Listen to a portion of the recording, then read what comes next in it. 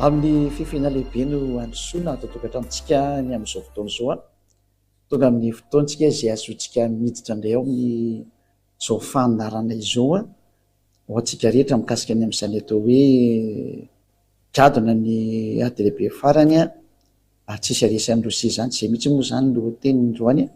Fa le miaraba-antsika rehetra izay mihaino sy manaraka ny fandarana ny amin'ny tian'io ity moa zany itsika dia ilaza ny amin'ny hoe migadona ny ady lehibe farany a. Ina ny antony tonga ny ambassadeur Ziadia, ambassadeur Union Samteniasia, ary fantatro fa tena manongilany tsofina daholo nareo iteny hoe ahoana moa ny asainao miteny izany a, ary dia vao miary tena manamafy hoe miomana fa hipoka aminao zany zay, ary rehefa midona aminao a dia sao dia mba tratran'le tena hoe médecin après la mort, zany hoe efa tratra ianao vao tonga saina dia ny mbola tsy migadona eo ampelantananao ny fahatongavan'ny zavatra tsy maintsy hisy eo aminao a, dia maiza miainao zatra teneniko izao arany. Avy hatranintsika dia ambaly avy hatrany mahitsy be hoe maninona no laza fa tonga ny farany a, dia tsotra kely a, io Russie manao ny ataon'io ny atao hoe efa miditra ny andro farany izao. Tsindriko mafy ndre mandeha, io Russie efa manao ny ataon'io a, io ady Ukraine io dia no efa fiandohany hoe manomboka ny ady eo amin'izao tontolo izao, ary mimany ianao hiatrika an'izany, ary tsy misy aresan'ny Russie izany nareo novinovina. Andeha daholo amin'izay ny fanazavana fa eno tsara ary. Voalohany indrindra aloha dia ny zatra ho resahany eto dia ilay tompony hery, ilay tsy hainareo tsy fantatrinareo, ary tsy hainareo hatrany amin'ny anarany ary tsy fantatrareo hatrany amin'ny momba azy, fa ilay tompony hery sy ny fahefana no efa nandefa teny fahamantarana hitany masonareo fa tsy norarahinareo. Ilay tompony teny sy ny tompony aina sy ny fanahy sy ny hery rehetrarehetra na ny tamaso sy ny tsy tamaso efa nanome ny fahamantarana anareo fa nambaninareo ary tena nataonareo tsinitsinina, ary lazainay mihitsy ny hoe niviry avainareo izay nitenenina, nefa ny marina ny teny. Izay tompony teny izay ilay tompony atao hoe soratra masina any Jiosy, izay miomany ianao fa tsy mety ho tanteraka izay nitenenina, na mety aminao na tsy mety aminao, na mahafaly ianao na tsy mahafaly ianao a, dia tena miteny anao mihitsy ny fa tsy maintsy ho tanteraka izay teneniny a, menoany aloha ny fanaporofony ianao, menoa ny fanaporofona zany a. Izay no hitenenako anao hoe tsy maintsy ho tonga aminao io na tianao na tsy tianao, ary tena confirmation 100% teniny zany ambassadeur Union Ziadia zany, à 100% de garantie, ary ozy ny hoe sans bavure mihitsy, sans bavure. Eny hoe ary ny fanazavana izay tompony izao teny sy fampianarana sy fanazavana zao hoe hiatra aminareo ambonin'ny tany ty teny ity, ary tonga izany fotoana izany. Ny zanak'Israely eny no hitondrasako ny tantara hoe hitanareo tsara naninona ny Amerikanina sy ny Frantsay ary ny Alemaina sy ny Anglisy no ny aranyrotsaka ny ambony ny Amerika ny Israelianina tamin'izy hotifirn'Iranianina teo, ary tena notifirn'Iranianina izy fa tsy nisangana zareo, fa niezaka mafy daholo ny Amerikanina sy ny Frantsay ary ny Anglisy, ny Alemaina niaraka ny ambony an'zareo, satria naninona izay lazaiko tamina hoe misy tompony ty tany ty, ilay tompony ty tany ty no namoaka baiko hoe ambeny io Israelianina io, izay le ho ampianariko anao nanomboka tany io teny io nefa niatra, ary mbola le teniny koa ny no milaza hoe miomany ianareo fa hitaloza amin'izay nareo olombelona, ary tsy misangy io teny io. Zay aloha ny tombotsika anazy. Ojerevantsika daholo ny tenin'io Andriamanitra ray teo hoe Yahva iny hoe dada malala Yahva ao anatin'ny soratra masina, fa le soratra masina tsy tianareo fa ao no mandrafitra ny tantaranareo olombelona, ary izay no nahatongavany ambassadeur Union Ziadia ity aminareo, iteny ny fiafaranao, iteny ny fanampitenanjoanao, ary ho tonga senao iainao zao teny marina sy afatra omenanao zao. Ary raha mety miaina anao fa saingy tsy fantatra aloha na iaina anao tsy fa ny endra mahitany loza de mihery le dala kosa no mandroso kavo. Amaky teny atsika ao anatin'ny soratra masina ny fahatanterahany zany teny zany hoe manina ny amerikanina sy ny frantsay sy ny anglisy sy ny alemaina niara-niaro ny Israel. Ny tena marina voadidy izy ary nandidy azy de zao maniraka anazy ao. Ny nandidy an'ireo de za hitanareo ny rahana teny aminareo zao ary tsy mahafantatra an'izany ny filoham-pirenena amerikanina Joe Biden, tsy mahafantatra an'izany le chancelier allemagne Olaf Scholz, tsy mahafantatra an'izany ny filoham-pirenena frantsay Emmanuel Macron, ary tsy mahafantatra an'izany lay premier ministre izy moa anglisy sy ny mpanjaka anglisy. Fa nefany de mandeha anaraka ny teny zay nambary izy hoe ataonareo ty, fa tsisy mahafantatra hoe misy mibaiko izy.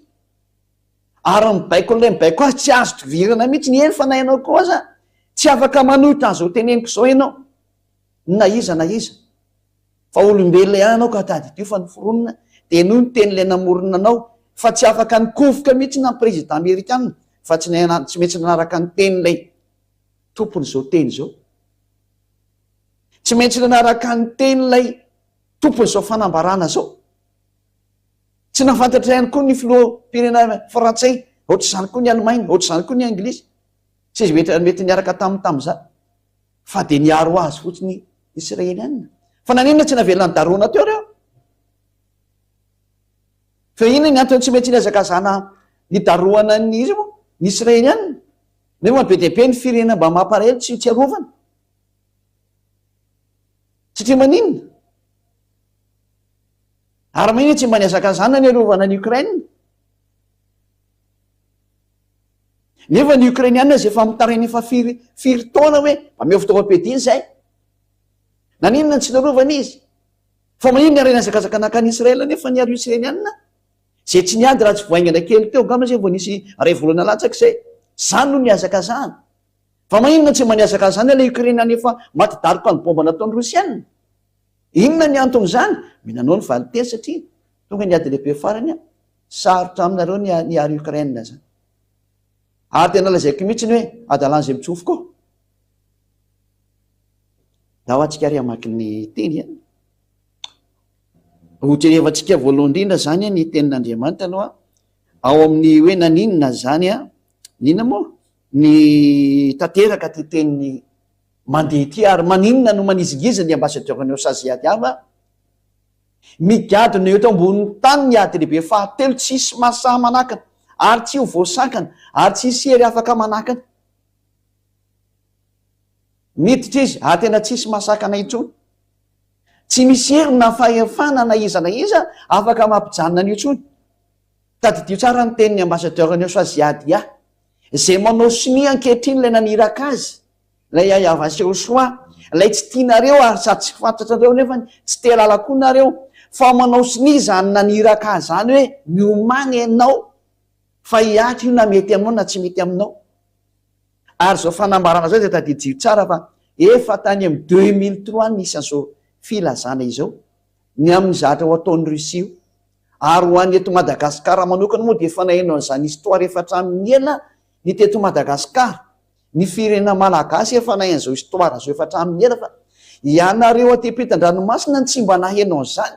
Ary zany no ampandrenesina anareo an'ilay tantara hoe ity le sary efa niseho ary de ho ampahafantaranareo maiza miaino fa manjoatra ny atokantranonao ty teniko ty, miditra hatrany amin'ny asanao ty teniko ty, miditra hatrany amin'ny vinao privénao mihitsy ty teniko ty satria miatra ny farany,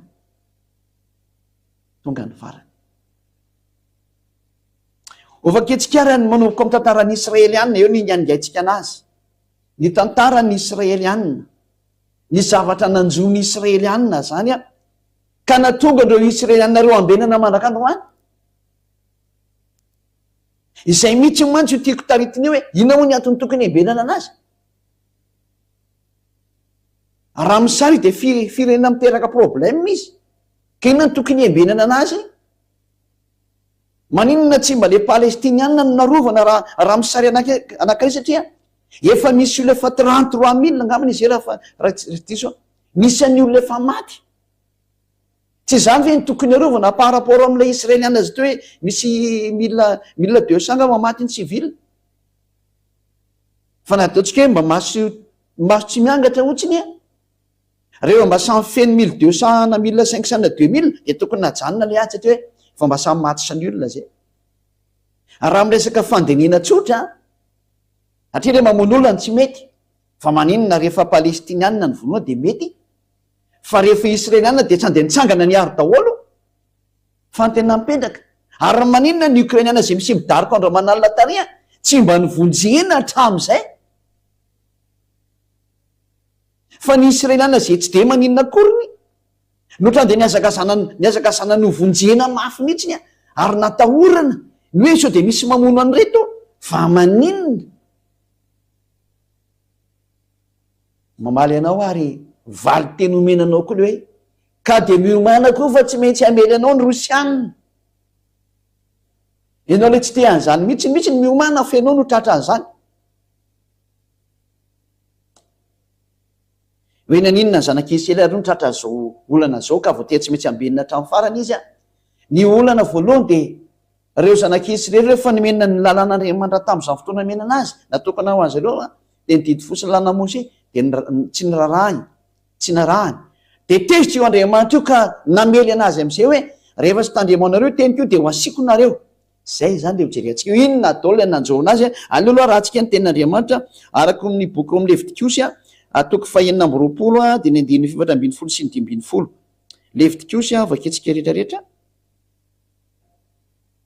somary oziny reo hoe mamaky baiboly ka le baiboly mihitsy ny anapolofoko aminao hoe tsy afaka miala amin'io ianao ary ity le Andriamanitra marina mandidy ny lalàna an'ity tany ity tsy ndriko aminao zay ity le Andriamanitra marina mandidy ny lalàna tsy maintsy miseho amin'ity tany ity ary tsisy afaka mamaly anazy zany adalaza reo tsy tena araka anazy zay le Andriamanitra marina tsy tia fahotana Levitikosy toko 220 ovakitsika manomboka amin'ny andininy 7:20 sy ny 5:20 aloha voalohany indrindra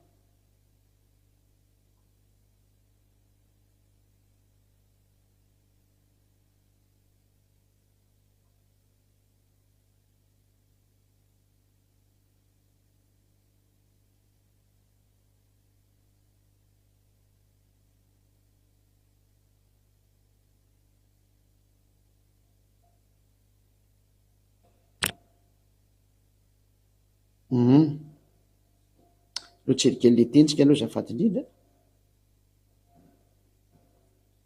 Levitikosy toko 220 andininy 7:20 vaketsika aloha ao ay afaka miseho am'izay ny sary fa raha tsy miheno akosa ianareo ka tsy makatao reo didy rehetra ireo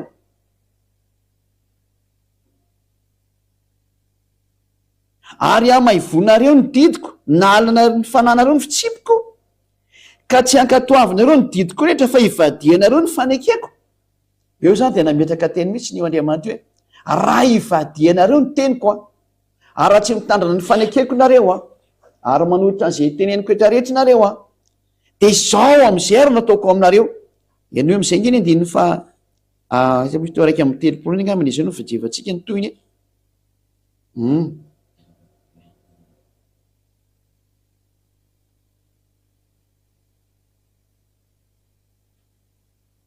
andiny faraiky amin'ny 30 ary ka hatrany amin'ny andiny 7:30 hoe ty ny toyny be dehibe l izy ary horavako ny tanànanareo fa tena ravy io Jerosalema io tena mpiteny mpanjaka ny Asiriana ny Babiloniana sy ny maro samihafa ary ataoko lao ny fitoerana masina anareo ary tsy amboloko ny anitrareo ka ankasitrahana ary ataoko lao ny tany ka ho talanjona amin'izany ny fahavalonareo zay monina eo ary ianareo de ho aheliko any amin'ny jentilisa ka ity mihitsy le resantsika ity hoe tena no ahilin'Andriamanitra any amin'ny jentilisa izy ary anatsoka sabatra ho entiko manenjika anareo ary ny tanareo de ho lao ary ny tanànanareo de ho rava io zany le Andriamanitra nefa nanomboka ny teny tamin'ny Israely anina.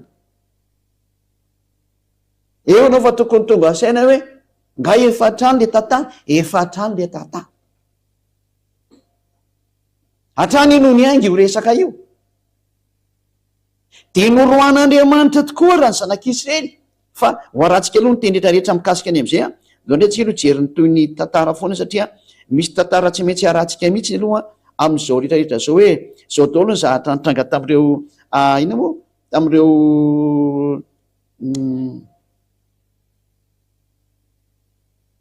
tamin'ny zahatra ny soto amin'ny zanak'Israely zany tamin'izay fotoana izay dia reto daholo ny zahatra hoe hamely ny zanak'Israely. Ovaka antsika eo amin'ny Jeremia indray toko 5:20. Jeremia toko 5:20. Vakitsika indray zay voninahitr'Andriamanitra. Jeremia toko 5:20 andininy 7. Vonoko andininy 7 ka hatramin'ny faraka 20 jerevantsika hoe nanomboka ary ilay loza.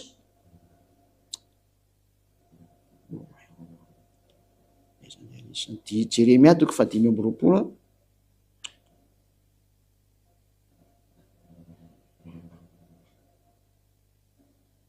Manomboka ny andininy 7 no vakitsika. Hatramin'ny taona 7 nanjakan'ny Josia zanaky Amona, mpanjakan'ny Joda ka mandraka ny Roany, dia mandritry ny 20 taona izao no natongavany teniny hiava tamiko. Ary nolazaiko taminareo, eny ny fomariana koa ka nilaza fa tsisy ny ainareo. Eo zany le hoe Andriamanitra mandeha fafara tamin'ny zanak'Israely, fa tsy nety ny ainy mihitsy ny Israely anina. Dia ohatra nareo olombelona tsisy mety miaino an'ilay fahamarinany teny. Tena mitovy ihany nareo, na dia efa eo ambavanareo raha ny loza, dia mbola tsisy tena fa taitra fa mbola samy mbola mizezizezy tamin'ny lalakalenareo nareo. Ataovy ihany arany. Hiavana niraka ny mpaminany mpanompony rehetra ho any aminareo. Efa fomba n'Andriamanitra mandefa mpitoro teny sy mpilaza teny tahaka an'izao taona ziady azy ao, izay mamarana ny tantaranareo to ambonin'ny tany.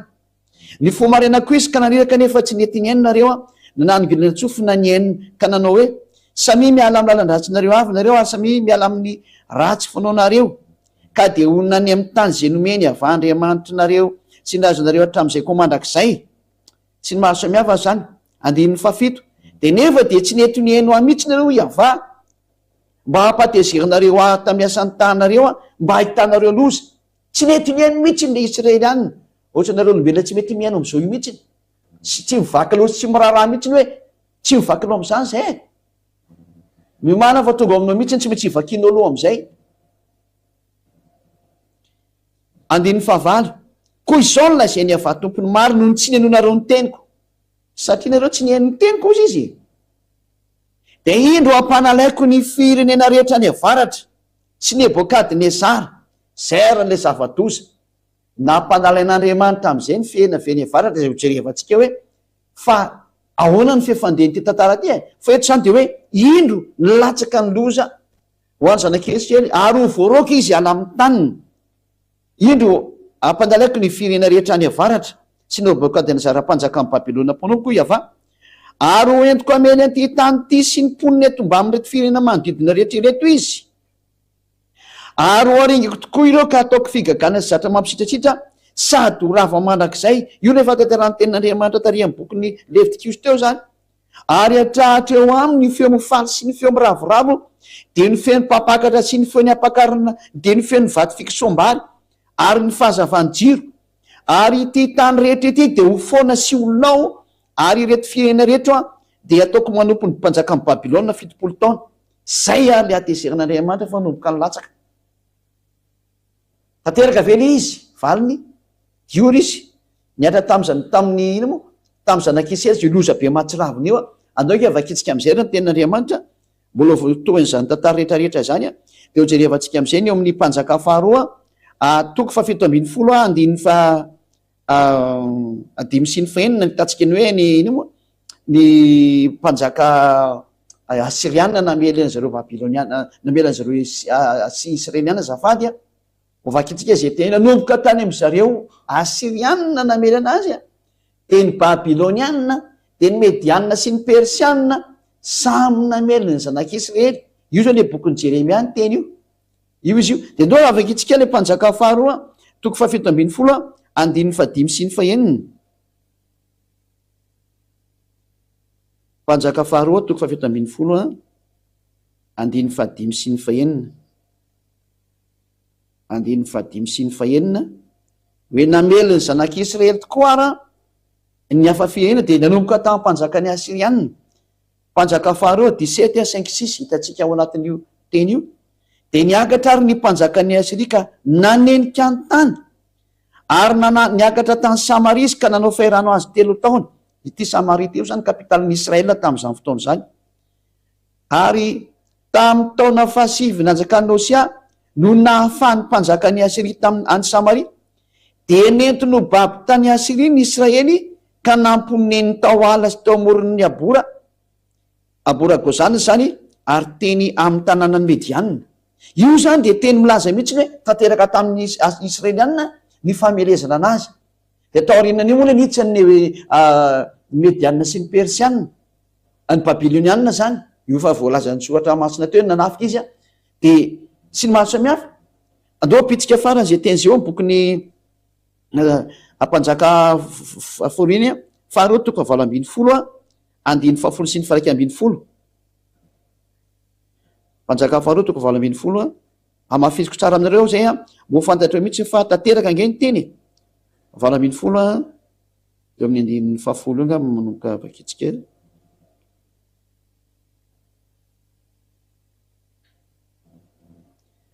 Mpanjaka faharoa toko 7:20 andiny 10 sy ny 7:20 teo zany nanomboka namely ny Israeliana ny firenena rehetrarehetra araka ny tenin'Andriamanitra hoe enjehako amin'ny sabatra nareo. Dia io izy io ary nanomboka teo dia nielina nerana an'izao tontolo zao ny Israeliana hoe hoaheliko manerana an'izao tontolo zao any nareo. Io izy io ary no tapitra ny 3 taona dia afaka ireo ny tanàna. Dia tamin'ny taona nafaina nanjakany Ezekia izay taona fahasivy nanjakany Osia mpanjakany Israely no nahafahana ny Samaria. Ary ny mpanjakany Asiria dia nitondra ny Israely ho babo tany Asiria ka nametraka azy tao ala sy teo amoron'ny abora ony Gozana ary teny amin'ny tanànany Mediana. Eo zany nanomboka niparitaka amin'izay ny zanak'Israely tratran'ny fahirano misesy tany dia nielina nerana an'izao tontolo izao ny Israely nanomboka tamin'izao fotoana izany. Izany fotoana izany dia tany nanomboka tany amin'ny taona moins 720 tany ho any zany. No nanomboany zany olana ny paritany zanak'Israely maneran-tany satria afaka neny Asiriana dia niditra indray ny Babiloniana tamin'ny andro Nebokadnezara mpanjaka. Ho an'izay mahita tany dia mahay izany nareo.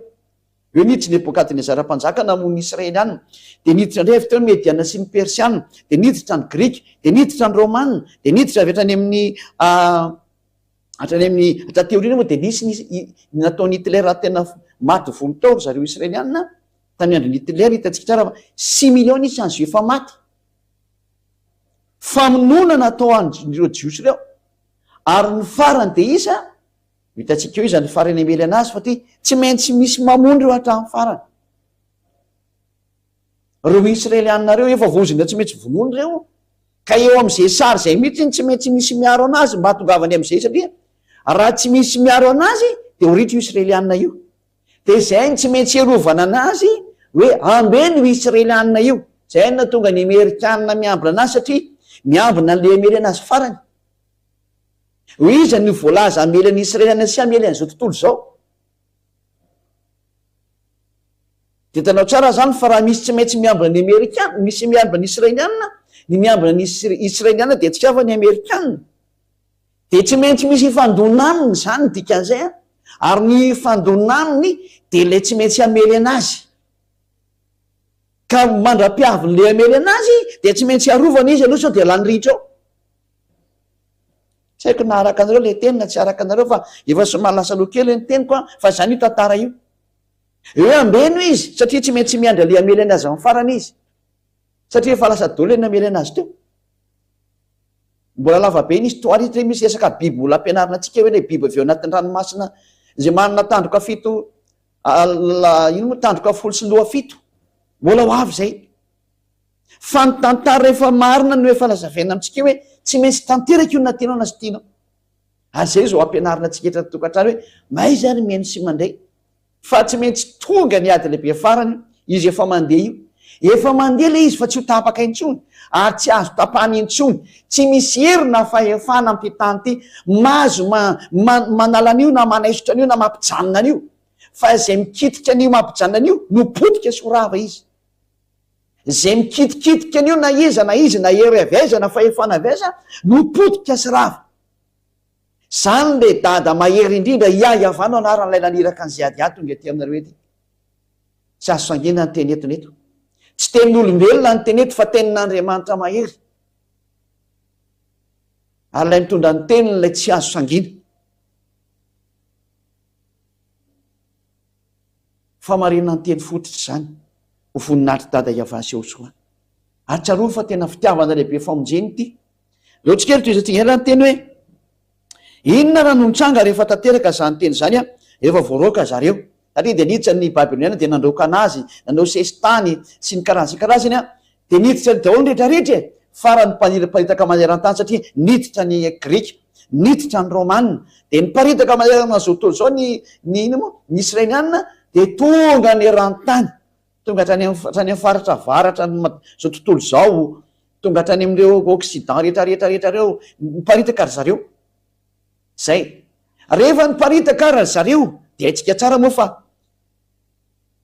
ny soatra masina de manamarina mihitsy fa niparitaka izy, satria ny soatra masina ndre no niteny am'izay hoe avy reno ary reo naparitaka nareo reo. Nohony amin'ny tenin'Andriamanitra io de niparitaka ny zanak'Israely tena voany sesitany manerana zao tontolo zao izy. Porofony zany hitanareo tsara, misy jiosy any France, misy jiosy any Amerika, misy jiosy daholo ny fahatrany Ukraine any ary misy jiosy, any Russie misy jiosy, saika misy jiosy daholo manerana zao tontolo zao ary iny le vokatry ny sesitany nazo anazy, de niparitaka ary zareo noho ny amin'ny zava-doza nitranga teo amin'ny tany ny jiosy.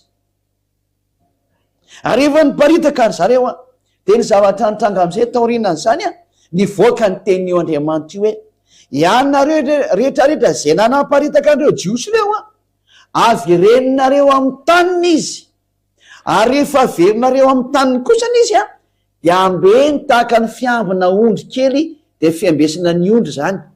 De tareo zany reny ondry reny fa rehefa misy mpiambina de arovana tsy ho an'ny ambody, arovana tsy ho azo ny fahavalo, ho arovana tsy hoe misy mamono fa tsy maintsy miambina eo ny tompony, fa zay natao miambina ondry. Izy ireo mantsy mora misy mamono reny, ho an'ny biby izy an'izy malefaka kely de mora maty izy, de tsy maintsy ambehana zany le ondry.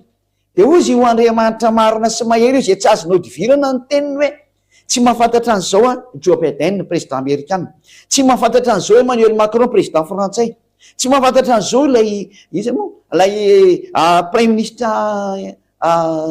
Allemagne, ary tsy mahafantatra an'izao ny prime ministre anglisy hoe ambeny io, fa nefa n'izy ny ambala.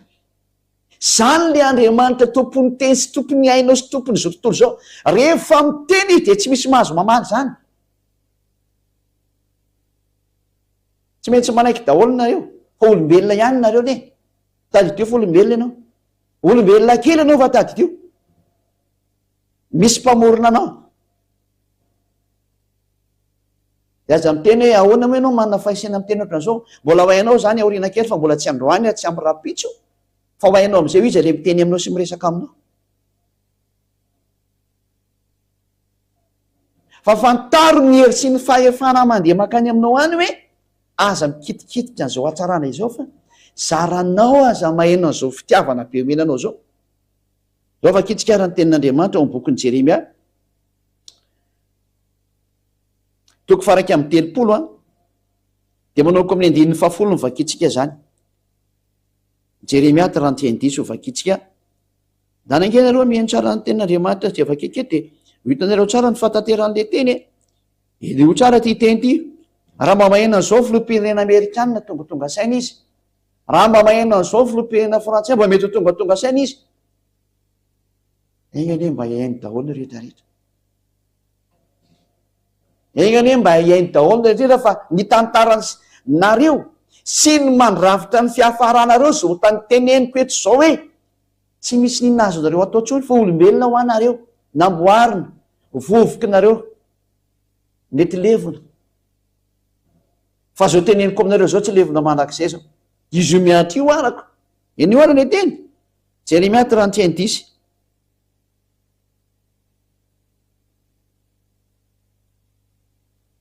miaino ny teny ny avay anareo jentilisa ary torio any amin'ny tany amorontsiraka ny lavitany. Izany ka ataovy hoe izay nampieliny Israely no anangona azy indray sady hitandrina azy toy ny fitandry ny mpiandry ondry ny ondriny. Hoe ianareo zay nampieliny Israely reo zay nandefazy ny paritaka manerana azy atao zao ny amin'ny famelezana rehetrarehetra anazy tao, hoe namely azy daholo ny rehetrarehetra any ka lasa ny paritaka izy ny farany. De zao avy reninareo ianareo zay nampiely anazy io, avy reninareo izy ary angony zay le hoe zay nampiely azy no manangona azy indray sady mitandrina azy tahaka ny fitandry ny mpiandry ondriny ondry, angony izy de avy reno amin'ny taniny zany.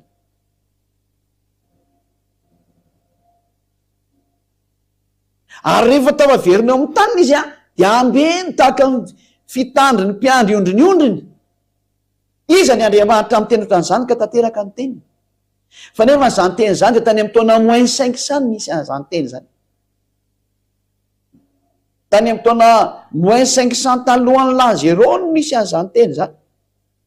Fa tanteraka izy ankehitriny hitantsika vao tamin'ny ray volana taona natanteran'le teny. Ny niarovan'ny Amerikanina, ny Frantsay, ny Anglisy, ny Alemaina, ny Rosia, ny Israeliana farany teo niarana hitinareo. Lazao fa zatra kisangisangy zany na kisarisary zany. Niarana hita ankehitrika 99% ny fiarovana nataony Israeliana ny andreo firenena ngeda be efatra reo, ny fiarovana ny Israeliana tsy ho tratra ny bomba narefan'ny Iraniana. Fiza naniraka anazy efadareo iambana ny Israeliana.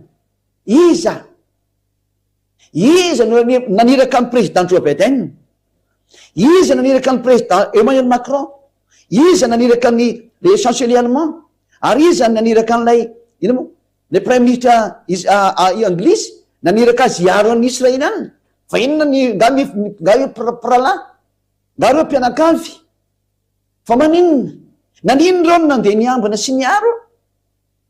Io mivandravandra eo nolona io ny tenyle mahery, io mivandravandra hitanareo io ny tenyle tompony ty tany ty, ny tompony fahefana am'ty tany ty, ary tsy misy Andriamanitra mazo miady aminy fa potika izay miady aminy. Io ny teniny io, iarahantsika mahita ny teniny io. Hoe ambeny io tahaka ny fiambina ondry ny ondry, tahaka ny mpiandry ondry miambina ny ondry, de aokatran'izany ny ambeny anareo ny Israeliana. Fa tsy conscient président Joe Biden, tsy conscient ny président Macron, tsy conscient le premier ministre Anglisy, tsy conscient le chancelier allemand. Voilà fisaotra. Mahita an'izao sary mandeha zao nefany ianareo mataitra ve mba tonga sena ve hoe ino ny ty miseho ty. Zao ny lazaina aminareo hoe tonga ny fahatanterahany teny. Io ny Andriamanitra mibaiko an'izao tontolo zao. Ilay ny tenako anao hoe mba maiza miain'ny teniny.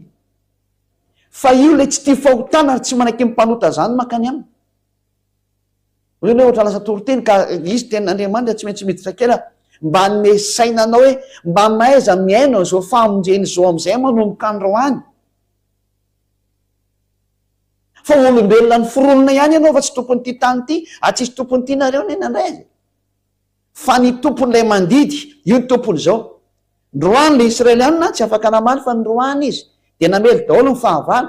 Rehefa avereo izy hoe avereny io de ambeny tahaka ny fiambina ondry. Aitsika tsara nefa fa zany Israeliana zany ngeka tena paritaka manerana tany. Ary azo lazaina mihitsy hoe sangany amin'ny fahaizana manerana tany.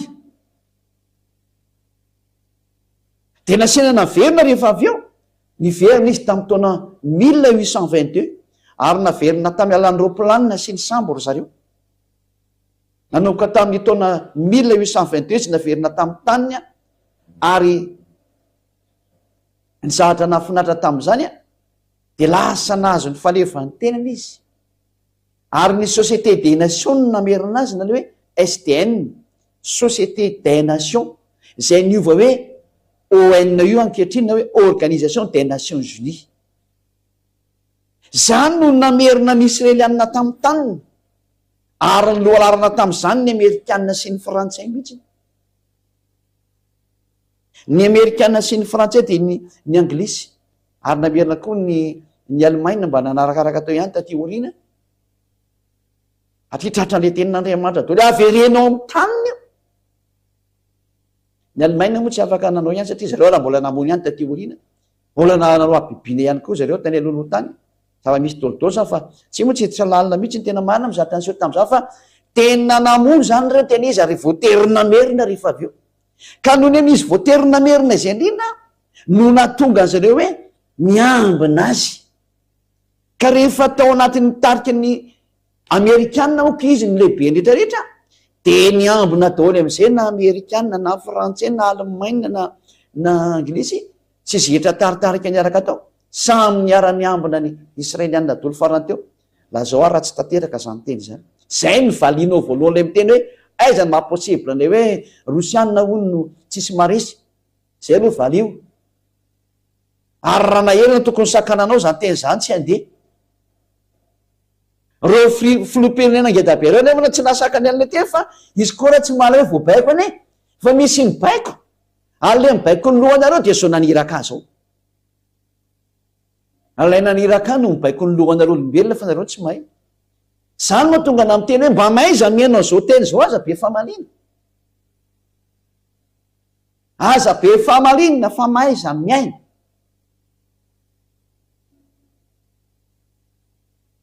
Fa na ny manam-pahaizana ary tsy tonga saina tamin'izao teny izao nefa izy miatra. Ny mpandinika rehetrarehetra mba mitady hevitra fa ahoana fa izy miatra. Ary samy gaga daholo hoe manino ny Israelianina narovana nefa ny Ukrainianina ary tsy mba rovana. Nefa raha ny be ny maty ary ny be maty ary any Ukraine tsisy miara. Raha tsy menomenina ilay président Ukraine hoe efa tsy mety tsony kosa ngeny ataonareo e. Ary mahita ny fiazaka zany io sy miditra amin'izay vao tonga saina. Nefa ny Israelianina tsy manino tsy maninona narovana tsara mihitsy. Leo izy manana fitaovam-piadiana mbola narovana ihany. Zatra mahavariana be mihitsy zany. Ny Israelianina manana le moa misy an'le dôme bouclier zay ny anarany zany. Tena mahavita miady amin'ny rehetrarehetra miaro tena amin'ny misily. Fa mbola nampiana fiarovana foana. Satria manino? Satria le tenin'Andriamanitra hoe ambeny tahaka ny fiambina ondry izy io.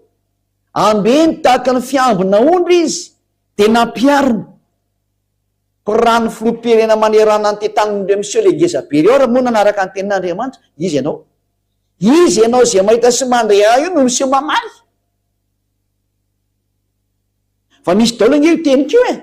Misy daholo le teniko izy ianao zany ny amany an'io. Fa rehefa io zany no mitranga aza mamaly tsony ianao. Metimety aminao idio amin'izay mivava. Izay metimety kokoa. Dia maiza mihaino ny teny marina amin'izay a. Eno le fampianarany eo soa. Eno le fampianarany eo soa fa fitiavana anao daholo zao teny zao. Fanaporofona aminao hoe tsy misy afaka miala amin'ity Andriamanitra marina teny e. Fa teny navoaka an'io Andriamanitra io dia niatra daholo ny tiako teneniny. Ary ny filoham-pirenena Amerikanina, Frantsay, ny Anglisy sy ny Alemana tsy mahafantatra hoe misy tenin'Andriamanitra mandeha eo. Dia io tenin'Andriamanitra io nge no aplikeny zareo. Ary tsy misy afaka mamaly mihitsy ny a.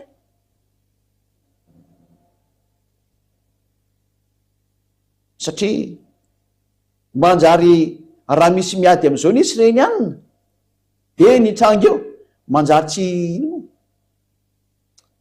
tsy voary izy dia mety hopotika dia tsy ho avy nefa lay anapotika an'izao tontolo izao sady anapotika anazy. Satria le ho avy farany amelin'ny Israelianina eo dia sady amelin'ny Israelianina no amely an'izao tontolo izao. Efa izy io hitantsika miady ao Ukraine io izy. Rosia zany teneniny zany. Ho avy izy amely anareo rehetrarehetra fa tady io izay teniko izay. Tsy misy miady aminareo. Eno indray ny fanaporofona. Hiditra amin'ny fanaporofona tsika aloha jerevantsika indray mandeha ilay teny hoe averenao amin'ny tany ny Israelianina. Ary rehefa niverinao amin'ny taniny izy dia namoaka baika io dada Iava io hoe aleo izy tsy hizara roa intsony satria hizara roa izy taloha. Dia ny Joda sy ny Israelianina ny zara roa zareo taloha. Dia aleo izy tsy hizara roa intsony fa ho anankiray ihany ny firenena. iza no afaka mandidididy ohatrany zany na tsy eo Andriamanitra io. Rehefa niverinao amin'ny tany tokoa ny Israelianina dia tsy mba nizara roa fa anankiray ihany ny firenena. Nareo jerevantsika le teny hoe nizara roa tokoa izy tany aloha tany a. Donc jerevantsika izay ten'Andriamanitra zay araka ny mpanjaka voalohany toko voalohany mpanjaka voalohany toko faha 1:20 29:40. Mpanjaka voalohany toko faha 1:20 hoe nizara roa reo fanjakanareo tany aloha tany. Toko faha 1:20 andininy fa 9:20 fa 30.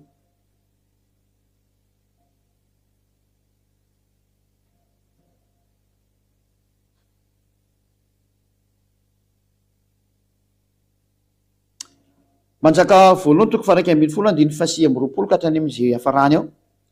Ary tamin'izany andro zany raha niova raha nivoaka avy tany Jerosalema Jeroboamy dia nahita azy teny an-dalana ary ahia Silonita mpaminany. Satria resaka mpaminany foana ty mandeha ity.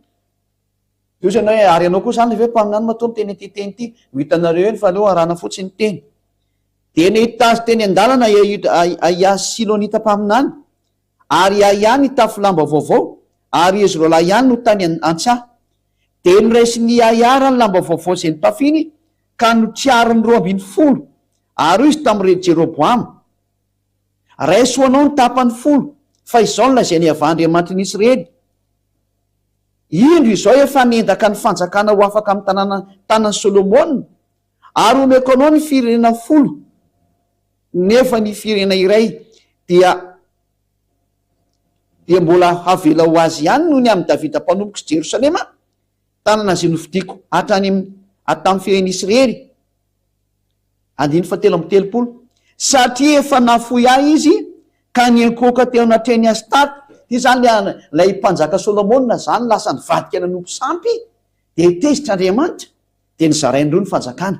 Zay izy zay sikeno niankoka teo anatreny Astarte andriaman'ny baviny Sidonianina ary Kemosy andriamanitry Moab ary Milkoma andriamanitry ny tanàna Kiamona fa tsy nandeha tamin'ny lalako hanao izay mahitsy eo imasoko sy tandrana ny didiko sy fitsipiko tahaka ny Davida rainy.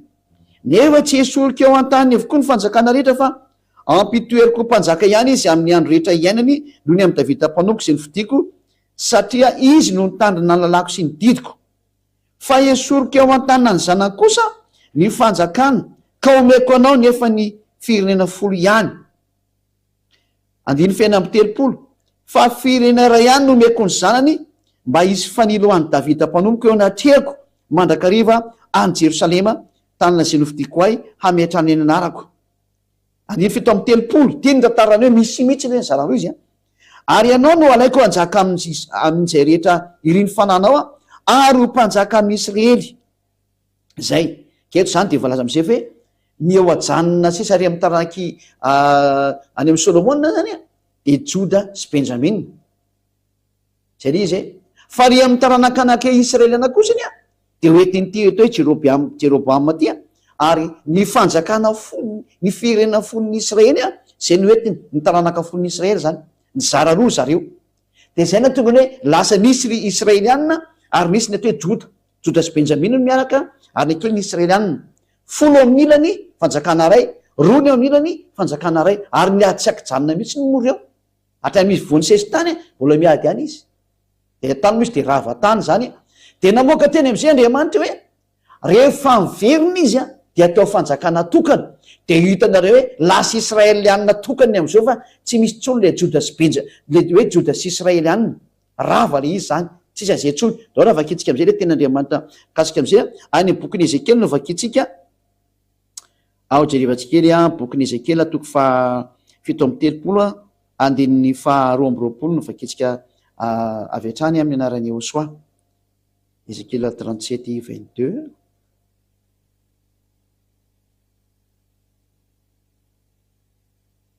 Ezekely toko faha 7:30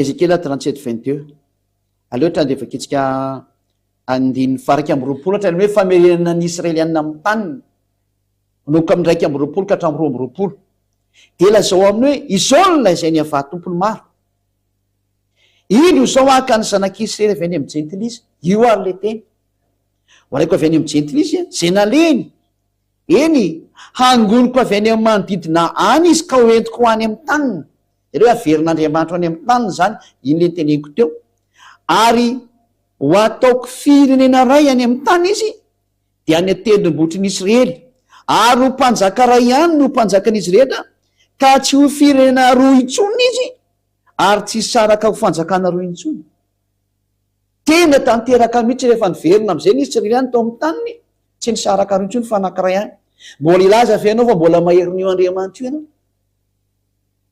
fa izany teny rehetra zany ange de nitranga daholo hatrany amin'ny fiambenana ny Israelina mandrak'androany hita amin'ny masonao izy lasa tsy firenena roa fa firenena anankiray hita amin'ny masonao ary am'izao tsika miteny zao de ny Israeliana de taritin'ny Andriamanitra Benyamin Netanyahu izy ny prime ministre israeliana zao zay mibaiko sy mitazona fahefanao laza venao fa mbola maherinao zany Andriamanitra zany de laza venao fa mbola idefehan zany Andriamanitra zany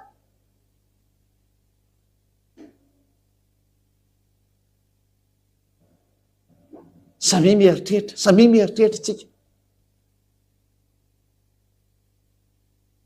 fa zany le teo Andriamanitra miteny ka tsisy masakana ary milaza ka tsisy matohitra mbola maly venao mbola maherinao zany Andriamanitra zany nevany de hitanao maso tsara fa tsy anankiroa intsony ny Israelina am'izao tsika miteny zao fa ray tokana izy ary misy président anankiray ao aminazy ao am'izao ary premier ministre anankiray ny firenena anankiray tanteraka eto amin'ny masonao zany teniny zany tanteraka zany ilay Israeliana naverinao amin'ny taniny tanteraka zany miokanao teo ny daty tamin'ny 1822 ary Amerikana ny lara namerina azy tao de izy io miambina anazy io ary ambeny takana fiambina ondry de niambina tokoa ny Amerikana hitantsika teo rehefa hotifirnirany ihany izy tamin'ny ray volana latsaka teo niambina ny Amerikana niambina ny Frantsay niambina ny Anglisy ary niambina koa ny Alemana efa mba nitsofoka ny antsehatra mbola maly venao hoe mbola misy maherinao zao Andriamanitra toyko aminao zao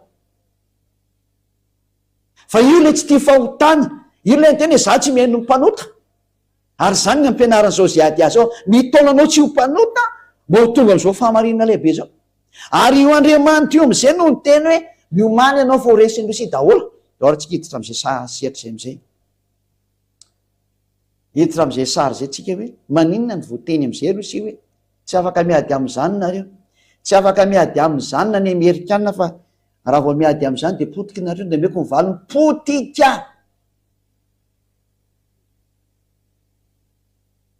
biby tsy azo edivana zany Rosia zany zao fanambarana zao de efa tany amin'ny 2003 zao no nisy tato amin'ity fanjakan'Andriamanitra ty ary tsy ninonionona mihitsy ny tato ambony tany hatram'izay zao vao tonga saina zay nandre nareo ny ampetan-dranomasina moa zany de be famalina be ndray hoe aiza koa ny ampiasany zany ka nareo tsy nafantatra nininona tsy mena tsineny amin'ny lafiny ray ka tsy nafantatra ary moa nareo saingy efa ampahafantarany zay ady anareo ankehitriny ambasatrovaneo zao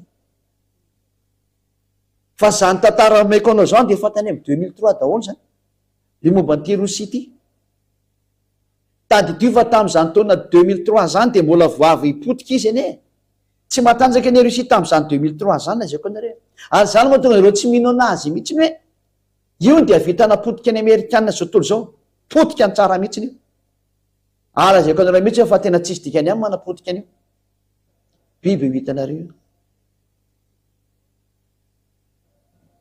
biby ho hitanareo tsy midera Rosia korony zay raha miteny eto any sanatry tsy mideran'izaniza fa le Andriamanitra anay nideranay fa ny teny no tsy maintsy tanteraka na tena na tsy tiana de zay omena anareo manome afatra zay ady hoe miomana fa tsisy hevitra intsony ary zanareo nahitany hoe rehefa misy trano mirehitra ka misy pompier atsona gne le pompier venao aty satria misy trano mirehitra rehefa tsy miantso anao de may anao ary ohatran'izany ty rehefa mandeha ty iteny ity ny fanavotana anao ity teny ty no manavitra anao sisa maiza manafitena fa tsy maintsy miatro io natehana tsy tia, tsy maintsy miatro io natehana tsy tiana. De hiditra am'izay tsika hoe maninona zany no ny teniny ambassadeur-n'ny USA hoe tsy afaka miady amy Rosia zany nareo, valina ahatra tahaka n'io teny tsy azo ny valiny io mihitsy ko le ny histoiran'ny israelianina. De io Andriamanitra lehibe izay naneraka anahy io ihany koa no miteny azao fanambarana zao aminareo ary maiza miaino nareo, maiza miaino, maiza miaino. Ovakitsika ny ten'Andriamanitra ny bokin'ny Jeremia indray toko voalohany. Jeremia toko voalohany andiny faefatra ambin'ny folo sy ny fadimy ambin'ny folo vakitsika voalohany miaino daholo tsara tsiketretra. Fanaporofona amintsika hoe tsy maintsy tanteraka ny teny hiditra amin'ny resaka Rosia indray tsika hoe ahoana hoy ilazanao fa tena tsy azo reseny io ka ohatran'le teny teo ihany io. Raha afaka nanohitra an'le teny teo nareo de afaka manohitra n'ity teny ity, fa rehefa tsy afaka nanohitra an'le teny teo nareo de tsy mahazo manohitra n'ity teniko ty ihany koa nareo dikan'izay. Jeremia toko voalohany daoge no tsika tsara mihitsiny de samy mandinika tsara sy mieritreritra hatrany amin'ny mpanjaka ny tany, hatrany amin'ny prime ministre manerana tany, hatrany amin'ny rehetrarehetra manerana an'izao tontolo zao. Samy mandinika tsara manoloana zao teny zao hoe manahoana ianao manoloana ty teny ity fa tsy maintsy miatra ty teny ity na mety aminao na tsy mety aminao de tsy maintsy miatra le teny. Jeremia toko voalohany manomboka midiny faefatra ambin'ny folo. De hoy avy tamiko, irohatra avy any avaratra ny lozanjo ny ponina ny lozanjoa ny ponina rehetra amin'ny tany. Zany hoe miomany ianao zay ponina eto ambonin'ny tany fa avy any avaratra ny loza amely anao. Amin'ny teny frantsay moa de hoe septentrion. Any amin'ny extrême mihitsy ny voalazany tenin'Andriamanitra ihany koa any amin'ny teny frantsay ihany. Ary ateo septentrion de any amin'ny farany avaratra amin'ity tany ity. Ary raha maka ny avaratsika amin'ity tany ity de rehefa maka avaratra ianao ny eto amin'ny sohatra masina foana satria le sohatra masina foana zao no tanteraka ny teniny hitatsika io izy io. De aleo mihitsy maka ny sohatra masina référence am'izay rehefa mijery hoe aiza moa zany ny afovoany raha ijery ny afovoany amin'ity tany ity de Israel ny afovoan'ny tany. Indray tsika maka ny bokin'ny Ezekiela 38:12 aroantsika hoe aiza zany nijerevana ny santa raha ohatra ka miteny sohatra masina de meko anao indray ny valiny. Ezekiela 38:12 vakitsika aminarany eo soa ny tantaran'ny zanak'Israely. Ezekiela 38:12 mba amapy sy androba ary amely indray zay efa rava saingy vo misy ponina ankehitriny zao. Io zany le israelianina niverina amin'ny tany hoe zao misy ponina izy. Ary ny firenena zay nangonina avy tany amin'ny jentilisa tsy zay le firenena nangonina avy any amin'ny jentilisa fa Israel. Ary niary omby sy fananana de ireo zay mitoetra amin'ny fohiben'ny tany. Ny fohiben'ny tany zany amin'ny sohatra masina tanteraka io daholo ny teny de Israel ny atao hoe fohiben'ny tany. Israel ny fohiben'ny tany ka raha vao miresaka hoe any avaratra sy atsimo sy atsinanana andrefana de Israel foana ny repère araka ny tenin'io Andriamanitra marina tsisy afaka mamaly io.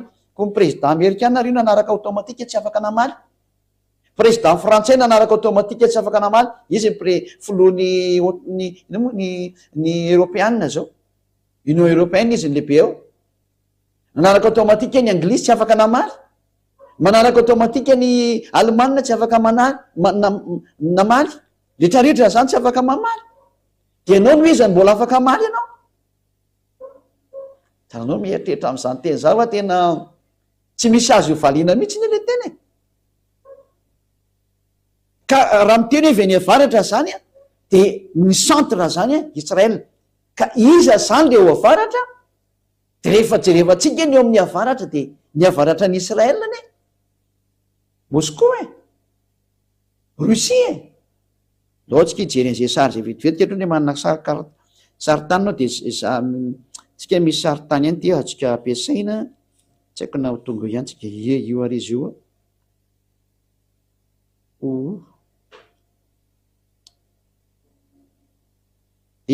ty zao Madagasikara de ty zao eto zao izy moa ty zao ny Israel zany ty io zao Liban de ty Israel ty io Israel leo kapitentsika mihitsy normanie atika ataotsika normatika izy de amizay tsy afaka mihetsika zany zao io de miakatra tsika ny ambony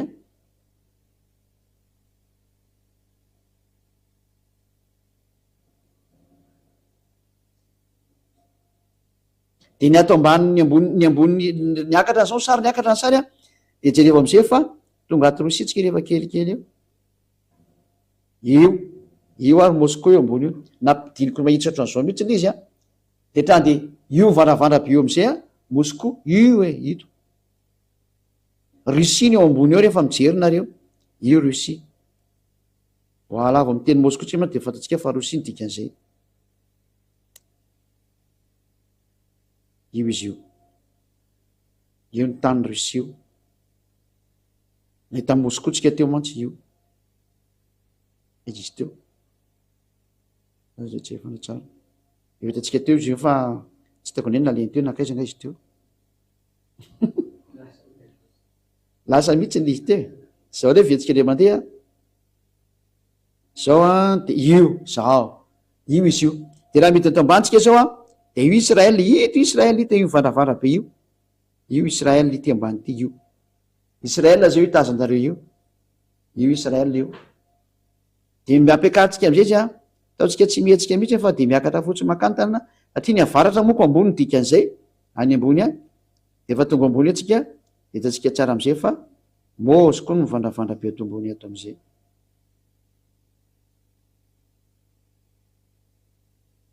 lasa nevakarenana rendreny saritsika izy ty io lasa ny ambony loatra teo io izy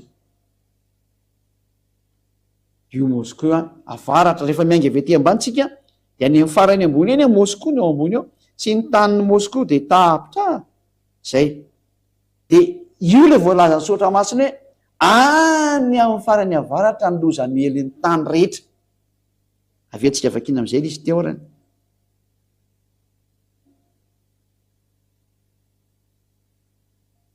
Jeremia 1:14 eny enge teo anareo rehetra zany hoe de miomana zany efa miteny zay ady hoe ho avy ny loza mely ny tany rehetra ka de miomana fa avy any avaratra l izy any amin'ny farany avaratra ohatran'anisy couleur mavomavo tamika sa zao mihitsy ny couleur izy io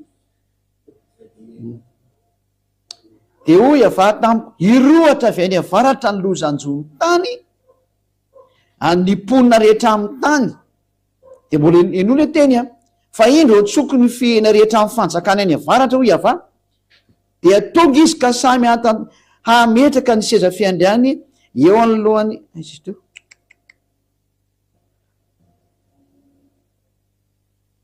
pitika teo izy ka samy hametraka ny seza fiandriany eo anylohana ny vavahady ny Jerosalema avokoa hamelezany manda ny rehetra manodidina sy ny tanana rehetra ny Jota any hoe mazava-be zany fa tena mivadika mihitsy ny tantara ny tena marina ety hoe ho avy ny fihena avy any avaratra ary amely ny tany rehetrarehetra mihitsy izy ary tena hatrany Israela ho asiny daholo zany ka eto zany de hoe amely an'izao tontolo zao ilay fanjakany avy any avaratra eto aloha izy de mbola tsy fantatsika hoe izy io fa ho tenenina izy eo avy hoe Rosia ho tenenina io Rosia eto aloha izy de mbola manazava fotsiny hoe misy fanjakana avy any avaratra amely de avy any farany avaratra izy ka Rosia ny eo amin'ny farany avaratra hamely an'izao tontolo zao de io izy io vo mamely anareo io izy mamely ny Ukrainiana saza ataony iny atsony iza no mitarika anazy tsy olombelona de mamely valy anareo tsy olombelona ny mitarika an'io sary io de tsy olombelona ka mba tonga saina lovaka etsy Isia 14 Isia toko fahefatra ambin'ny folo ovaka etsika aminao ko andininy faharoa ambin'ny folo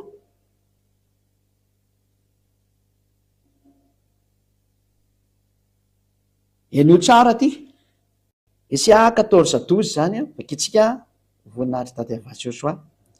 Endre latsaka avy tany an-danitra ianao lay fitarikandro zanakiny maraina.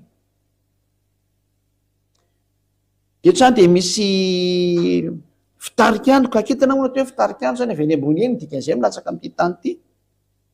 Lay fitarikandro zanakiny maraina voakapy enjera amin'ny tany ianao a ry lay mpandripaka firenena. Misy mpandripaka firenena zany milatsaka makety amin'ny tany dikan'izao.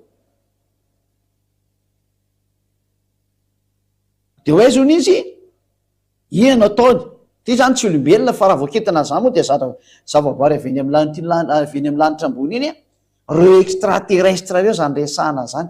Extraterrestre ty resahana ty anareo nipetan-dranomasina fa be deaibe no mahafantatra extraterrestre efa mivome mahafinaritra be zany sady efainareo le sara zany. Ianao ary de efa nanao anakapo hoe any an-danitra no iakarako any akatra any ambony any izy ty ary any ambony kitan'Andriamanitra no andratako ny sisa fiandrianako. Zany hoe extraterrestre anankiray idefian'Andriamanitra lay mpamorona sy nary lanitra sy ny tany. Idefian'Andriamanitra zany izy ty ny dikan'izao. Sady mijery any teknisiana fa miva be ny sary. Ary ambony kitan'Andriamanitra no andratako ny sisa fiandrianako. Izany hoe tena midefian'Andriamanitra tanteraka mihitsy izy zany a. De no tsara nkeny zatra teneniny hipetraka eo ambony hipetraka eo an-tendrombohitra fivoriana any aparany avaratra ao. Zany hoe raha ny voalazany tenin'Andriamanitra eto zany de ity extraterrestre devoly anjeliny vadika ty ty anjeliny vadika mihitsy indreo zany dia tena mitady haniotra an'ilay avo indrindra izy a ary izy nipetraka any amin'ny fivoriana any aparany avaratra.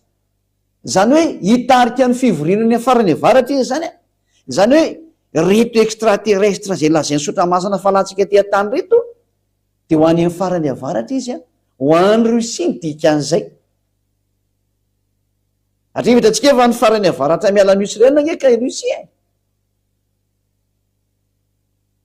Ohatrany hoe ahoana moa ny confirmenao avy hatrany fa Rosia io ho avy eo ny teny fa lefa tsiketsikelykely de no nge de hiakatra ho any amboniny avonany rano ao izy a. Eto izy zany de hitarika ny fivoriana any aparany avaratra. Mazava zany fa any ny fivoriana izao tontolo zao ndray. Hivadika makany ray zany ny fivoriana zao tontolo zao. Ary hitantsika amin'izany a ny fafirodrodiny zay mahatakatra fa tsisy afaka mihetsika manoloana ny Rosia zao tontolo zao. Ny atodohan'ny zahatra ao Rosia zany lazaiko anareo fa tsy olombelona ny ao.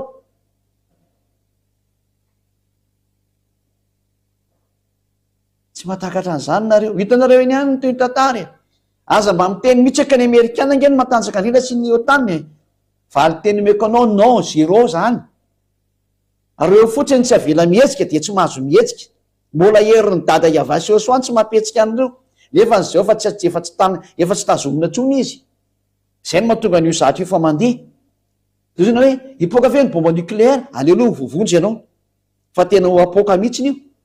Zany ianao fe manapoka anazy za tsy miteny hoe zany napoka an'io fa hipoaka izy ary tsy maintsy mipoaka izy na te na tsy tia ary teny hipoaka mihitsy izy ary tsy anankiray fa maro. Hiakatra ho any ambony avonany rano ka tahaka ny avo indrindra sy ny maro samihafa. Eo zany izy le hoe tena midefian'Andriamanitra mihitsy izy. Mpiady amin'Andriamanitra io mazava fa tsy olona io midika an'izany. Raha ianao zay olona kely hoe de avita hiady amin'ilay mamorona anao fa ireo matoa mavita miady any amin'ilay mpamorona mihitsy izy miady biby io fa tsy olona. Zay no tonga ana miteny hoe ary izy le ely lasa takany amin'ny farany avaratra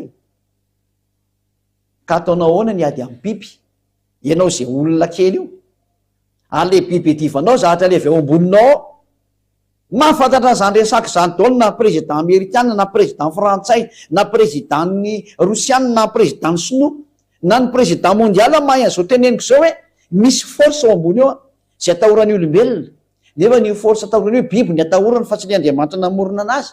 Le namorona le biby tsy atahorany fa le biby hitany maso no atahorany.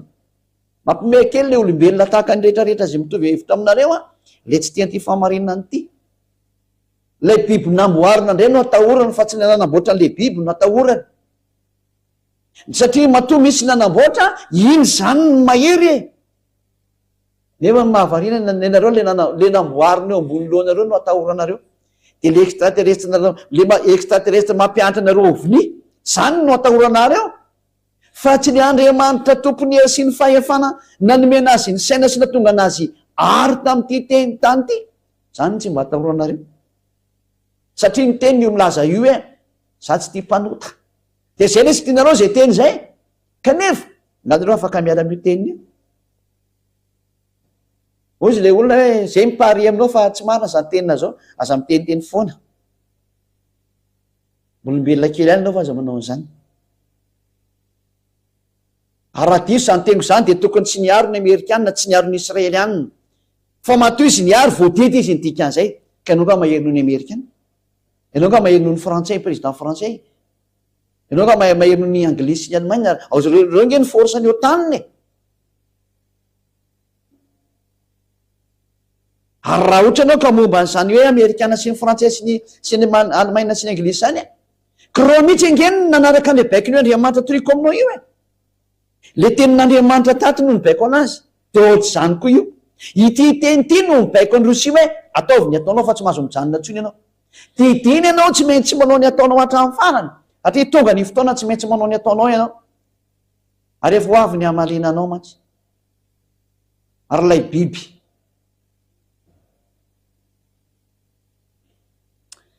ahoana moa ny ilazanao ry ambassadeur Niossoa fa tena ovakitsika ndray ny teny manaraka hoe ahoana moa ny ilazanao fa tena io mihitsy ny biby ary tena miconfirme tena 100% ianao. Ndora vakitsika ndray ny tenin'Andriamanitra amin'ny Jeremia 6:22. Jeremia 6:22 ne jerevantsika. Jeremia toko fahenina andininy faharoa amby roapolo andao nke notsika tsara ty teny ty. Manome toko sy andininy anareo foana de nareo kosa mba jerevy le teny. Satria manomboka etsika mahita fa tanteraka dao ny teniny io Andriamanitra lay mampiambina ny Israelianina io, vao ray volana latsaka teo nahitantsika an'izay niarana itsy tontolo zao, de milaza aminao koa fa tsy maintsy tanteraka ty teny ty ary tsy azonao toerina io, satria ilay nandidy ny Amerikanina no mandidy koa tsy maintsy misy ho rehetrarehetra zao. Ilay nandidy ny Frantsay zay tsy fantany akoriny, ilay mandidy anazy no miteny koa hoe tsy maintsy misy ty teny ty. Tanao zany fa tena tsy azo toerina mihitsy le fampianarany Niossoa. Zany natao hoe le Andriamanitra mahery le tsy tianao nefany tsy azo edivana izy e. Tsy misy Andriamanitra afaka manohitra anazy zany tsy miexiste zany. Atria rahantsika mahita ny sary. Gaga zao ny Rosiana mety hoe misy baiko mandeha be, baiko le isiko. Tsy azo atao ninina zany io. Jeremia 6:22 vakitsika amin'ny anaran'ny Niossoa. Izao no lazainy avà, indro misy firenena avy any amin'ny tany avaratra, dia firenena lehibe mitsangana avy any amin'ny farany tany. Zay ary izy hoe avy any amin'ny farany tany io resahana io zany a, avy any amin'ny farany tany io resahana io. Zany hoe ty firenena lehibe ty zany zay hitsangana avy any avaratra dia avy any amin'ny farany tany mihitsy izy. Ka raha miainga avy eo Israely ianao mijery any amin'ny farany tany any avaratra any de Rosia mihitsy ny tsindrina ao amin'io toerana io, izy ny force ao ambony io, Rosia le izy. Zay efa io miady amin'ny Ukraine amin'izao tsika miteny zao, efa manomboka le ady lehibe farany. Tanteraka le tenin'Andriamanitra, tsy misy azonao valiana mihitsy na ny kely aza araka ny tenin'Andriamanitra zay nomenanao teo. Ary jerevantsika indray ny tenin'Andriamanitra amin'ny Jeremia 46:20 manome teny be dehibe mihitsy Jeremia 46:20 donc antsika maka an'izay teny zay le Jeremia 46:20 manome an'ity teny ty mahatonga anao tonga ansaina hoe tsy afaka miady amin'izao Andriamanitra zao nareo olombelona fa petratrara. Jeremia 46:20 vakitsika amin'ny anaran'ny Niossoa ho vonona trinarany. Lasikely fa Jeremia toko fa 10 andininy 41-42 nefa jevantsika fa mihoatra kely. Jeremia 50 41-42, Jeremia 50 azafady indrindra. Jeremia 50 41-42. Jerevantsika kely ty teny Jeremia 50 alesy. Jeremia 50 .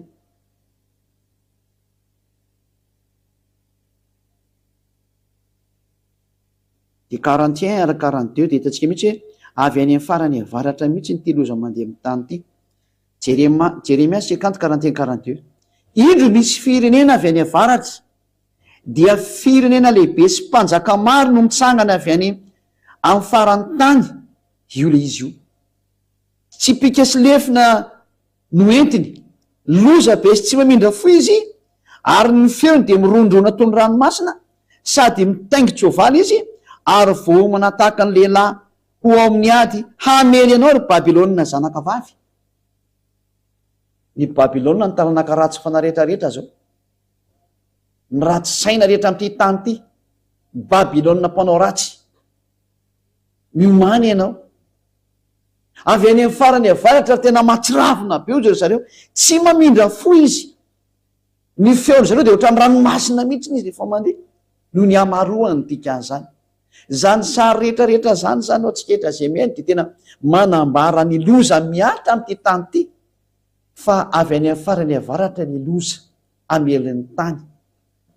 Ambarana antsika ny teny aza de hoentinao misaina fa ilay Andriamanitra ny teny hoe ambeny tahaka ny fiambina ondry ny Israelina, de nanao an'izay asa zay tokoa ny Amerikanina, ny Frantsay, ny Anglisy, ny Alemaina sy ny maro samihafa, niaro ny Israeliana tsy ho vonoin'ny Iran teo. Zay Andriamanitra nanome baiko ary tsy azo nitoerina zay mihitsiny a, ary namerina ny Israeliana ny tany koa reo olona reo, de ny Amerikanina sy reo tanina reo nazo baiko mamerina anazy eo amin'ny taniny, de tsy misy afaka namaly mihitsy na ny kely azy. De zay Andriamanitra zay ndre no miteny ankehitriny hoe Rosia no amelanareo amin'ny andro farany. Zay Andriamanitra zay no miteny an'izay ndray. Ary tsika maky an'izay teny ndray aiza moa misy an'izay teny zay zany ho vakitsika ndreny izy ao amin'ny bokyny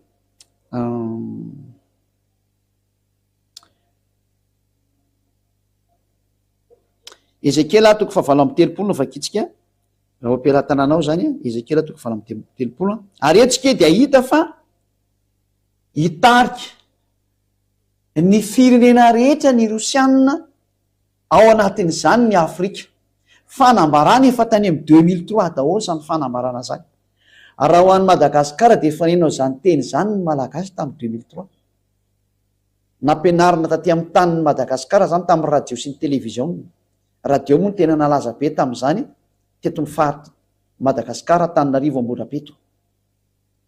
Satria moa zany sady misy station radio, misy televizion zao station hitanareo amin'ny chaîne Yaoso TV io, raha ty Madagasikara sady misy chaîne televizion manana chaîne radio izy. De tamin'izany taona 2003 zany no nivoany zao fanambarana izao.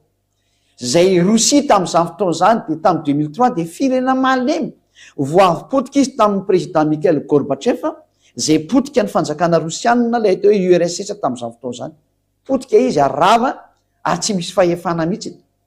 Tamin'izany Rosianina malemy be zany mihitsiny, azo lazaina mihitsy tena satria nipotehin'ny OTAN izy rava ny OTAN mihitsiny zareo, ary zay na tonga ny problème hoe rehefa rava izy de trany de nataony zareo zay atongavan'ny Ukrainiana ho lasa OTAN fotsiny zao. Zay moa zany de politika ratsy nataony zareo mpanao politika fa de tsy mbola hidirantsika fa hidirantsika amin'ny manaraka. De ny zavatra nisy zany de raha tamin'izany fotoana nalemy be zany ny Rosia, tsy mba nisy ny eritreritra hoe Rosia zany ka tanjaka be ohatrany amin'izao tsika miteny zao. Valy teny omenana hoe ay koa zay Rosia matanjaka zany, riona toa mody maty, takanao reny biby reny. Reny hitanao mody mipetraka, ohatran'ny liona, mody mipetraka io. Fa rehefa taitra ny lohany io, tonga de matiny ianao. Ohatra zany io. Mody maty. Fa biby. Tsy azo sangina. Efa mekona hoe tsy olona no ao. Hainao dikan'izay. Ary matoa mifindrany ny fivorian'ny firena mikambana. Hoe hitarika ny firena rehetra izy. Aza manantena zany Amerikanina tanjaka zany. Émission ho amin'ny manaraka. Aratra ny Amerikanina. Zany hoe fa iny ty tenenina ka izay mihitsy n'izy e. Famarena dao zany mekonao zany. Tsy maintsy misy zany na tianao na tsy tianao. Satria ilay Amerikanina nge tsy nalala mihitsy no misy mibaiko e. Nefa ny saodada mala iava ampianariko anao zao na nomebaiko anazy hoe ambeny tahaka ny fiambina ondry kely izy. De tena na niatra tokoa zany teny zany. Tsara tsika mieritreritra sy misaintsaina sady mandinika tsara hoe tsy maintsy misy le teny io hitantsika rosianina mitsangana io fa ngamo ny amerikanina samy ady amin'ny rosianina zao ianareo no mody miresaka ho io fa tsy mety zany io tsy mahay miady zany io tsy afaka miady amin'ny rosianina zany ny amerikana mahay an'izany reo ianareo fotsiny tsy mahay an'izany fa mahay an'izany reo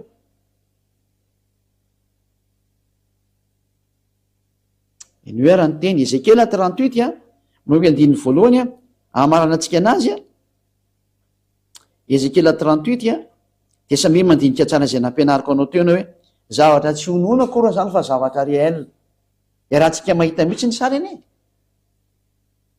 tadidinareo ny teniko fa raha misy ny zahatra farany fetsindrindry to amin'ity tany ity ny fanjakana fetsindrindreto de ny fanjakana rosianina ny matanjaka indrindreto de ny rosianina fa io ny tena fetsindrindra tsisy maharaka ny ataony mihitsy nareo zay le arao foana ny zatra ampianariketo hitanareo ny fataterany teny am'izay io efa mandeha io izy io Ezekela 3:30 enondrera ny tenin'Andriamanitra zay nandeha afantaranao ny fahamarinana hoe zany hoe mbola azonao eritretina ntsony hoe matanjaky ny israeliana ny amerikanina sy ny frantsay sy ny anglisy mahasamihafa ny otanina zany ny malemy sady didy koa zany tsy afaka mihetsika ntsony nareo didy mandeha zany avy eny amin'le tompony teny miamalemy daholo ny rehetrarehetra satria tsy metsy anao ny ataon'le biby na terana tsy tia lalàna avy eny amin'le naharanlanitra sy ny tany zany tsy metsy tanteraka ny teniny zay na te hoe dada Iavasy Ahosoa zanany naniraka an'ilay zandra ny Ahosoa lay zanaky ny dada Iava ziady azy hitany masonareo Ezekela 38 manomboka amin'ny 1 jusqu'à hatrany amin'ny 7 de vele toy hatrany manomboka amin'ny 15 jusqu'à hatrany amin'ny 16 ary zay ny amarana antsika ny teny Ezekela 37 1 jusqu'à hatrany 7 ary tonga tamiko ny teny ny havananao hoe ry zanak'olona manatry fiany goga avy any amin'ny tany magoga zay mpanjaka ny Rosia sy Meseka ary Tobala ary naniny amelezana azy io le terme Rosia fa tonga ary le goga de fiantsonany tany Rosia ny andrinan'ny Rosianina tamin'ny fotoana taloha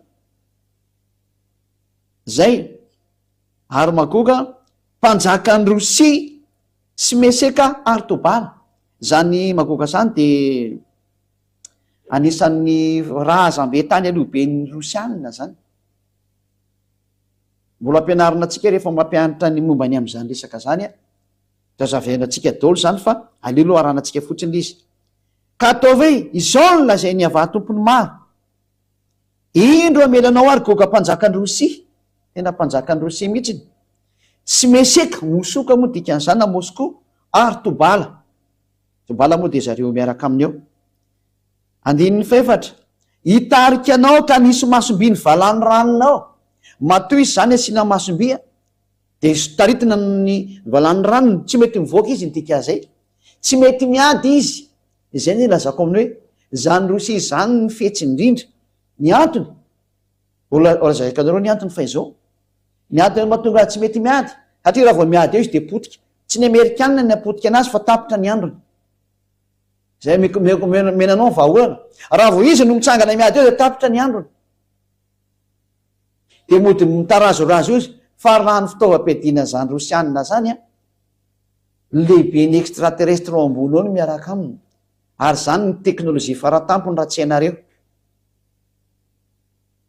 marina ve zany zany makany de hitanao le izy saingy anao kosa mety tsy tafavirina raha hitanao zany mamaty any ianao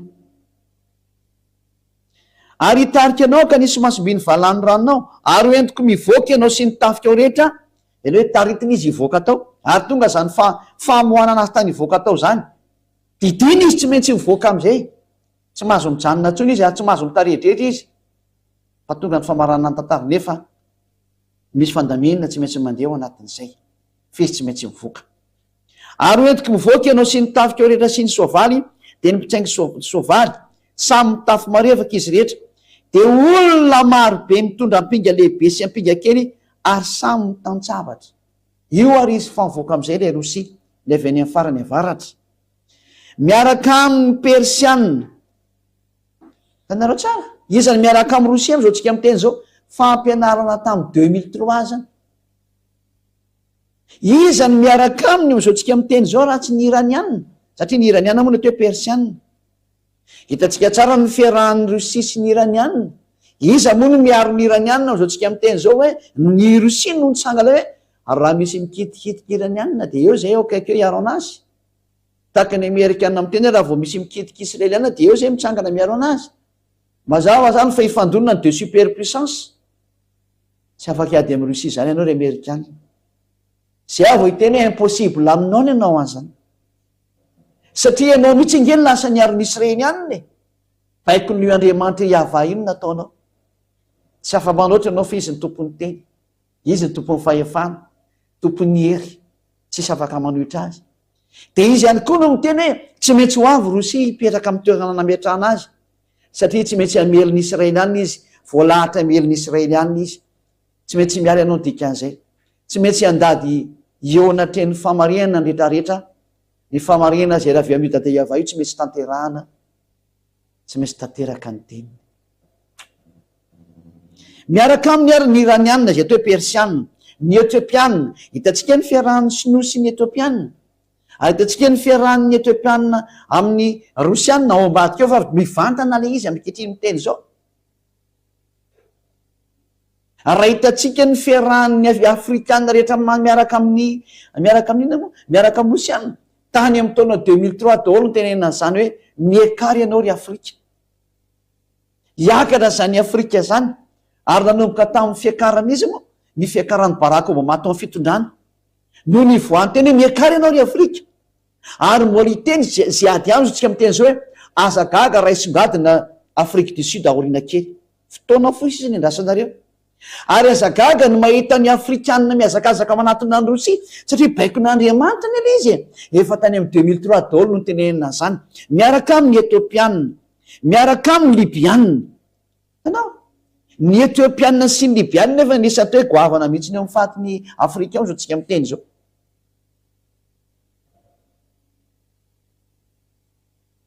efa tena mivadika makany amin'ina moa ho any amin'ny fahatry ny rosia daholo ny rehetrarehetra amboniny tany ary zay no mahatonga ny fahatra afrikanna rehetra zay taritiny izy moa ty Ibrahim Traoré zao no miantony rehetrarehetra mihitsy hoe hiaraka amin'ny rosianna am'izay fa oka zay ny fiarahana amin'ny tandrefana tenin'andriamanitra nampianarina tamin'ny 2003 tety Madagasikara zany tao amin'ny radio HFF amin'ny Tourenie Osoa sy tao amin'ny télé HFF amin'ny Tourenie Osoa manamarina zany ny ponety Madagasikara tsy nisy zany tamin'ny 2003 izao hitatsika zao ny fitongalana ny afrikanna makany amin'ny fahatry rosia daholo le hitantsika ny zareo Wagner eo amin'ny fahatry afrikanna ary ny afrikanna zay efa mitongirana tsy mety miaraka amin'ntsony amin'ny frantsay sy ny amerikanna ary efa tena azo lazany hoe miantsy ady mihitsy ny ary ny ataon'ny sasany tsy te hiaraka amin'ny amerikanna sy ny frantsay tsony izy maninona mandeha ny baiko n'andriamanitra mandeha ny baiko na lefa ny ziady avy any amin'ny dada iava hoe lasa nareo miaraka amin'ny rosia satria baiko le izy ohatra zay ny iranianna hoe miaraka amin'ny rosia ny arabo jereo raha ohatra ka nisy ny resaka pétrole ny teniny amerikanna mba hiara-miasa amin'ny resaka fanaovana amin'ny kona pétrole fa nilavy ny arabo tsy nety ny arabo fa niaraka tamin'ny rosia foana izy niarantsika na hita taona zany vaovao zany de laza ve nareo vo hoe diso ny teny nambarany ambassadeur ny soisiady a tany amin'ny 2003 zany mahenao daholo zao tontolo zao ary mahenao ny malagasy eto Madagasikara mahenao zany fampianarana zany nareo ny ampitan-dranomasina zao no maheno sy vomandre amy zao tsika miteny zao fa miatra ny teny jereo le ataony afrikanna fa miala amin'ny amerikanna sy ny frantsay miala amin'ny européanna izy lasa nakany rosia izy tenin'andriamanitra nge io miatra io e tenin'andriamanitra le miatra inona zany no avalinareo inona zany no avalinareo fa tenin'andriamanitra miatra io io ny ame ny afrikanna tsy mety miaraka amin'ny amerikanna sy ny frantsay tsony tena tsipahany zareo mihitsy le izy mbola maro ve nareo tsisy tateraka le teny de tahaka an'izao fatanterahany teny zao ny ilazako aminao hoe de tsy maintsy ho avy ny fatanterahany teny a hiakatra rosia izy efa miakatra io tsy hijanona ntsony ary tsy afaka mijanona intsony izy ary tsy mahazo mijanona intsony izy mandra-patanteraka ny teny rehetrarehetra tsy misy memiady amin'izany nareo. Marana ny teny tanteraka ao amin'ny andininy fahadimy folo ny vakitsika ty hitantsika teo ny miaraka taminazy ny afrikanina, miaraka taminazy ny iranianina ny reo araby reo a, de vakitsika am'izay ny andininy fahadimy folo ka hatramin'ny fahinambiny folo hamarana antsika ny teny eto ny mamatra izy hoe zareo avy any farany avaratra ny rosianina le farany avaratra. Ny andininy fahadimy folo aza Ezekela 38:15 ka hatramin'ny 16. Ary ho tonga avy any amin'ny fonenanao, avy any amin'ny farany avaratra ianao, tanao le farany avaratra zany Rosia. Raha mijery ny avaratra par rapport amin'ny Israel atsika de Rosia ny farany avaratra. Ary tena nitsindrina mihitsy nefa le tarikatra amin'ny andininy voalohany sy ny faharoa tao hoe Rosia, goga mpanjakan'ny Rosia. Tena mpanjakan'ny Rosia mihitsy ilay goga izay hamono an'izao tontolo izao. Mimany ianao ry Amerikana fa tsy maintsy milefitra eo anatrehany. Mimany ianao ry Frantsay fa tsy maintsy milefitra eo anatrehany. Ary tsy sinoa zany no afaka hibaiko ny Rosianina. Ny Rosianina raha no mibaiko ny sinoa. Raha mba fantatrinareo ny zava-doza ao anatin'ny firenena anankiray dia tsy namaly nareo. Saingy nareo tsy mahalala ny zava-doza ao, fa reo filopianareo mahay ny histoire io ihany ny sasany. Fa le hoe voninahitra sy le hoe rehare dia tsy hamanao ninina dia mody mizezizy teny fa tsy misy memiady aminy. Tsy misy memiady am'ireo zany. Marina zany teny zany. Ho tonga avy any amin'ny fonenanao, avy any amin'ny farany avaratra ianao, mba amin'ny firenena maro miaraka aminao. Fa firenena maro reny miaraka amin'ny Rosia.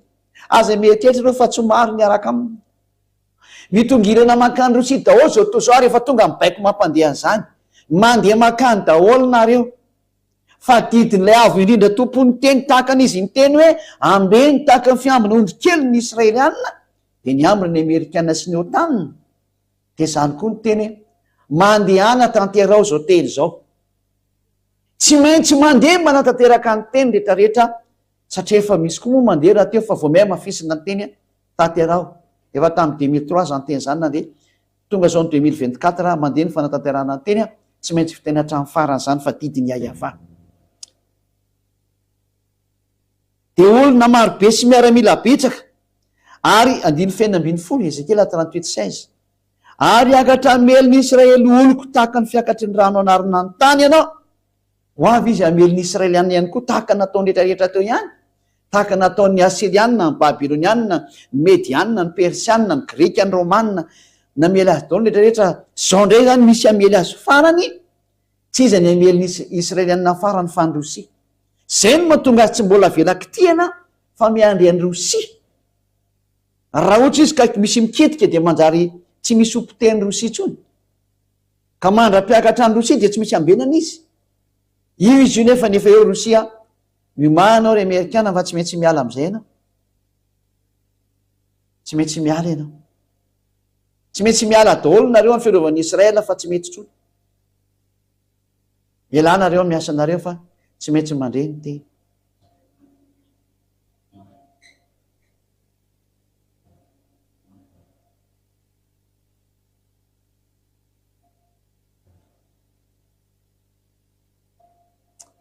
Toizatsika vakitsika teny hiakatra ameliny Israely oloko tahaka ny fiakatry ny rano anarina ny tany ianao.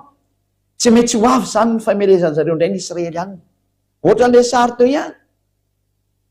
Ary rehefa miseho zany sary zany izy manomboka manangona ny tany rehetrarehetra, mampiseho amin'ny mahabiby anazy izy, tsy te hafantatra an'izay rehetra mikitikitika anazy izy, fa tena ompiteny dao zay manamelingela anazy, dia ny farany hameliny Israelianina amin'izay zay ny farany.